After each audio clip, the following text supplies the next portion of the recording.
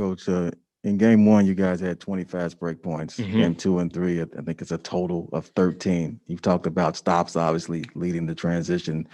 Is it also a matter of just forcing that and to try to get up tempo more? Yeah, I think so. I mean, even when they score, we've had the ability to get the ball out of the net quick and get down the floor. Now, the transition points are based on time, but our pace has to increase, and we know that. We've talked about it the past couple of days, so we'll be better at that tonight. Kellen, over here. Hey, Monty, Campaign's been such a good player for you guys this year and really consistent, so it's rare to see him playing like this. Just what do you think he needs to get back to that he hasn't been able to in the last couple of games? Well, he's a part of the scouting report now. That's something that he and Mikal have dealt with. Mikal had 27 the other night, and, he was a part of the scouting report, and they were hitting him and running him off the line, that kind of thing. But, again, I think especially those two guys, when we're able to get stops and get out and run, it frees those guys up. I don't want them thinking at this point. We haven't done that all year. They put the work in, and we have a phrase, reps removed out. You got to trust the work and get out there and hoop. Over here, Jan. Monty, excuse me, you guys have done so well responding after losses all season long, and maybe I'm reading too much into this, but particularly going from a game 3 to a game 4, you guys have been really good. That was in the Lakers series when you kind of turned that around against the Clippers. It helped you build the 3-1 lead. So have you seen anything specific going from a game 3 situation to a game 4 situation that's kind of helped you take control of some of those series? I mean, nothing in particular that is anything different than we've tried to implement all year. We just try to regroup and learn. And we have a bunch of sore losers on our team. I mean, our gym and film sessions are, pretty intense after losses, as I'm sure the Bucks are. You don't get to this point and not know how to regroup from a loss. So I expect the same tonight. On your right, Mark. Hey, Monty, on that note, what is Chris been like with the guys after losses? I mean, he's encouraging for sure.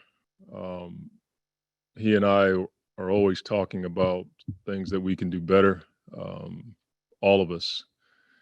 But with the guys, his leadership has improved in ways from the first time I was with him till now because of his ability to know when to say something and when not to say something, which is really cool to watch.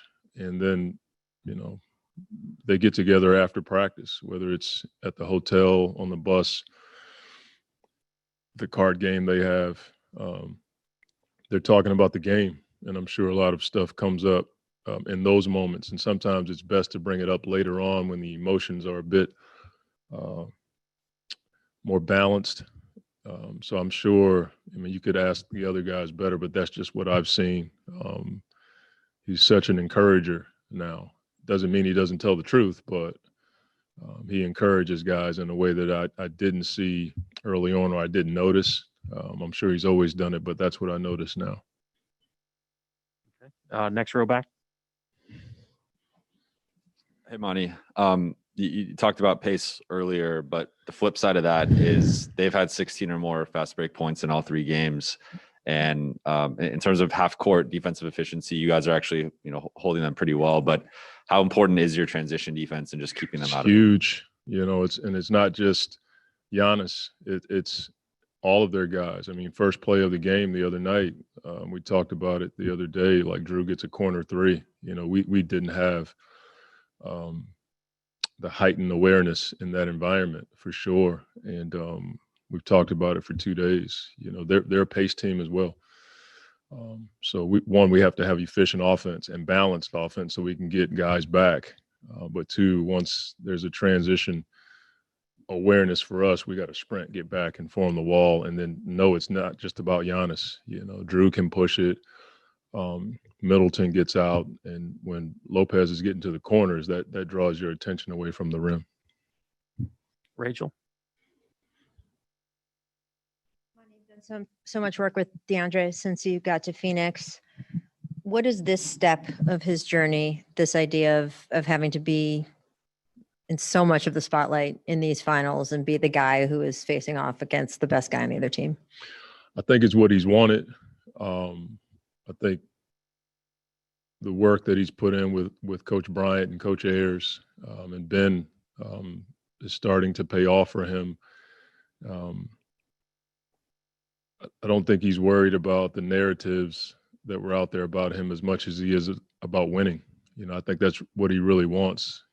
And the thing that I see with DA, his unselfish play, like he has opportunities to score, but he's always looking to make the right play. That tells me he's about winning and not just about himself. But, you know, he and Book being guys who've been together for 3 years, like this is what they've talked about. I'm not sure they thought they'd be in this moment this early, but I know they talked about it a lot. And so if you're going to talk about it, you got to put the work in, and that's what he's done.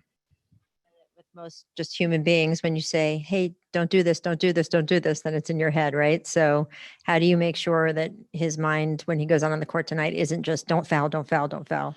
Yeah, we haven't talked about it as much as you would think.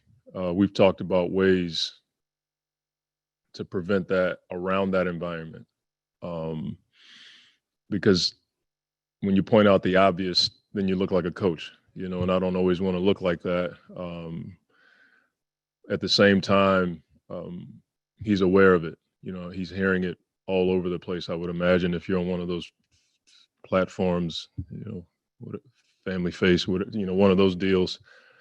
I just think it's one of those things that we have to help him in that environment, meaning everybody's got to work on doing their job. So it's not just him playing ISO basketball the whole game. You know, we got to get back in transition and form the wall. It's a cliche, but it's the truth. On your right again, Shawn, last question. Yeah, Monty, given that Giannis has taken this game almost totally to the rim, how do you keep DeAndre out of foul trouble? Yeah. I haven't figured that out the last 2 games, or at least the last game. But, you know, we haven't talked about it because I know the players have talked to him about it.